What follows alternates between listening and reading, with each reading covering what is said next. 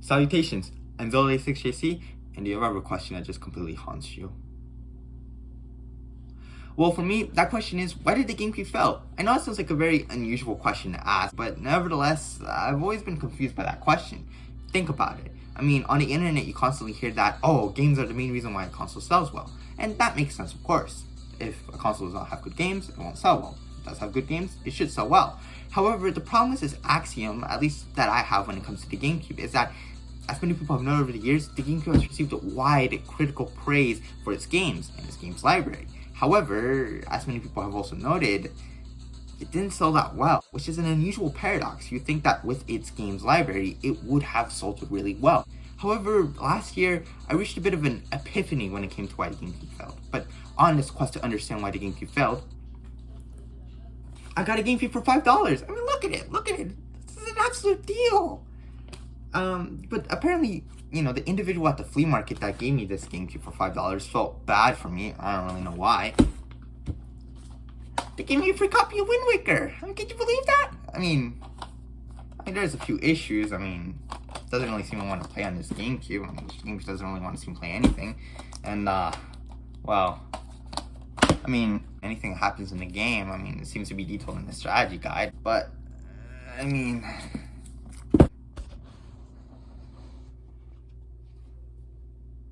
I don't think this is Zelda. Now, before I get into the reason why I think the GameCube failed, I think it's important to recognize the typical reasons given for its failure. These aren't necessarily illegitimate reasons, and I do think that they helped somewhat contribute to the GameCube's failure. But due to the fact that it had such a praised games library, I feel like they don't sufficiently explain its failure. But why should you trust me about any of this? I read the Magic Tree House as a kid. Now, the first reason typically given for its failure includes it really not having a lot of features, which kind of makes sense. I mean, it can't play online, it can't play DVDs, and, well, I mean, its competitors, the PS2 and Xbox, could do that. Now, personally, I think it has enough features for me. I mean, this can carry my lunch, I can take it to school, and nobody bats an eye at all when I carry it at school, you know? However, I mean, it does make sense to try to attribute its lack of features compared to its competition as one of its reasons for why the GameCube failed. But still, though, shouldn't games be the primary reason why a console sells? In this case, shouldn't have the GameCube at least done a lot better than it did because of its excellent games library? I know this example has been brought up many times before, but think about the Game Boy. It didn't have color, while the Game Gear, its main competitor, did have color. Nevertheless, due to its competitive pricing and especially because of its games, the Game Boy was able to be more successful than the Game Gear. Thus, the GameCube not having the same features as the Xbox or the PS2, while probably somewhat contributing to its failure, probably isn't the main reason. After all, its games library should have been able to help it be much more successful than it was, right? Because at the end of the day, games are the most important reason for why a game console is successful, not necessarily just its features. Thus, we can't necessarily blame the failure of the GameCube exclusively on its relative lack of features compared to its competition.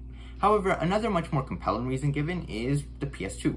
As some people have noted, the PS2 probably heavily contributed to the failure of the GameCube due to the immense success of the PS2. Now, that does make some sense. Of course, the GameCube wasn't going to be as successful as the PS2, and of course, it was going to maybe sell a little bit lower because of this massive competitor. But regardless, for one, you think that with its solid game library, with how much people praise the games on the GameCube, that it would have sold a lot better than just simply its 21 million copies that it sold, right? You think with its heavily praised games library, it would have been able to hold out a lot better against the PS2 and sold a lot better, at least a little bit more. Another reason why the GameCube probably didn't fail exclusively because of its PS2 competition is the simple fact that it ended up selling less than the Xbox, which is kind of unusual. I mean, there has to be something else causing the GameCube to fail if the GameCube, having some of the most praised games of all time, sold less than the Xbox. I mean, otherwise, then it should have sold better than the Xbox, right? If games are the main reason why a console sells, then shouldn't the GameCube have at least been able to sell better than the Xbox? As you can see, none of these answers really ever satisfied me because, I mean, they never really seemed to properly explain why the GameCube failed so badly despite having these widely praised games, despite having these games that are praised so much. And then I ended up realizing maybe the GameCube did fail because of its games. Now, let me explain. Now, the other day, I was getting a haircut, and I was, comparing the 3D platformers to the PlayStation 2 with the 3D platformers in Nintendo GameCube. Specifically, I was comparing Ratchet & Clank and Jak and Daxter to Super Mario Sunshine. And then it hit me. The PS2 consistently had grittier, more realistic, more mature skewing games when compared to Nintendo's. Now, I remember watching a video game storytime video where it explained that in the early 2000s, the video game industry, and especially video game consumers, seemed to trend towards much more edgier, grittier, more realistic games, and that Nintendo was an outlier.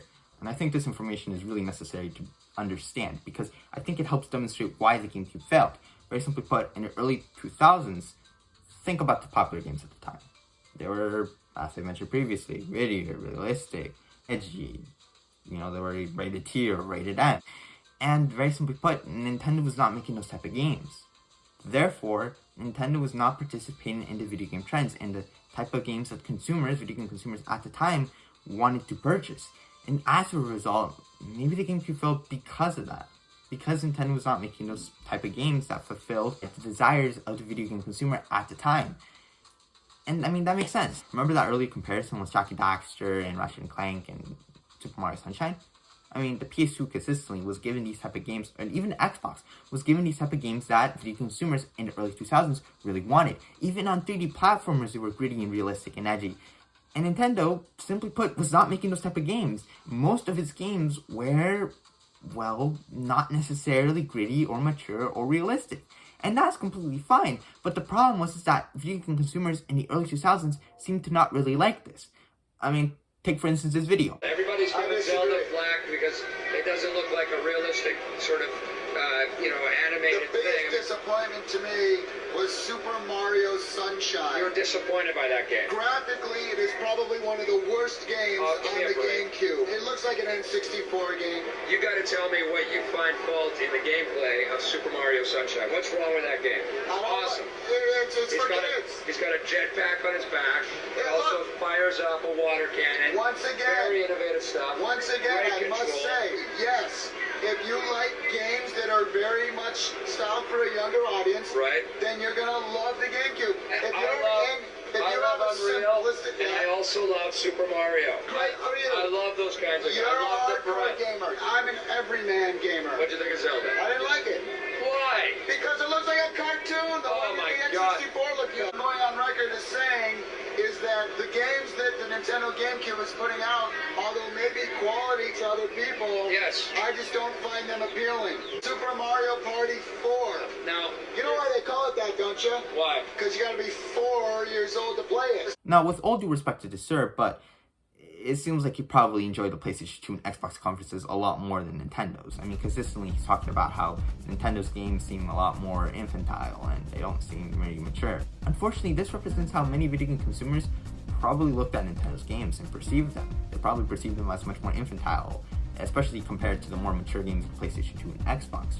At least when compared to PlayStation and Xbox games, Nintendo games seem to lack that grit and that edge and that realism that many wanted in the early 2000s. And unfortunately, this led to perceptions of Nintendo as being baby games or, simply not being games that interested most video game consumers in the early 2000s. Obviously not all like that. I mean, the GameCube wasn't a complete 0 million console seller, but regardless, it does demonstrate that many video game consumers simply did not want to give the GameCube a chance because they perceived Nintendo's games to be, well, not for them. I mean, to be honest, at the worst time, Nintendo decided to shift Zelda from being a more realistic, maybe even grittier franchise into a lot more of a animated cartoonish one, which is completely fine, but the problem is unfortunately many people were not going to be as warm to Zelda as they were to the PS2 or Xbox games. Very simply put, Nintendo was not making the type of games that video game consumers and the video game market at the time desired and wanted. And unfortunately, Nintendo was not going to sell as much as the other consoles because of this trend. And sadly, Nintendo suffered as a result. And sure, this sir who initially criticized Nintendo's output at the time ended up liking Wind Waker, despite his criticisms towards it. Which, would make one think, oh, well then Nintendo technically probably did not fail because of these games, right? Because, people ended up liking them, right? Well, the problem with that though is that this, while this man might have ended up liking Wind Waker, is because he ended up playing it. And unfortunately, many of these games on Nintendo's consoles might have been really liked by these people who initially were put off of them because of their aesthetics, because of their quote-unquote more juvenile tone. But unfortunately, video games are an investment, and if you don't like the games on a console, you're not going to buy that expensive console just to play games you're not even sure you're going to like. So therefore, people weren't going to give games like Sunshine or Wind Waker a chance because, very simply put, they were put off by aesthetic, they were put off by its tone, and they wanted grittier and more realistic games that the PlayStation 2 and Xbox gave them. As a result, I think you can start understanding why now the PlayStation 2 and the Xbox end up selling a lot better than the GameCube. Simply put, the GameCube failed because Nintendo did not follow the desires of video game consumers and video game market trends in the early 2000s, instead making different type of games that unfortunately did not appeal to the video game industry at the time. While it is unfortunate that the GameCube was not successful during its original era, at least in retrospect, people have seemed to be a lot more kind towards it, a lot more accepting of it. Also, the expansion of the number of people who play video games means that there's a lot greater variety and diversity of preferences and taste in video games, meaning that there's more people who might be willing to play Nintendo games. Ultimately, it seems that people are just a lot more willing to play Nintendo games nowadays, and Nintendo has been able to be successful, at least during this current console era. I've made a realization. This isn't a copy of Wind Waker. This is a copy of Lord of the Rings, Fellowship of the Ring on DVD. And this isn't a GameCube. It's a PS2.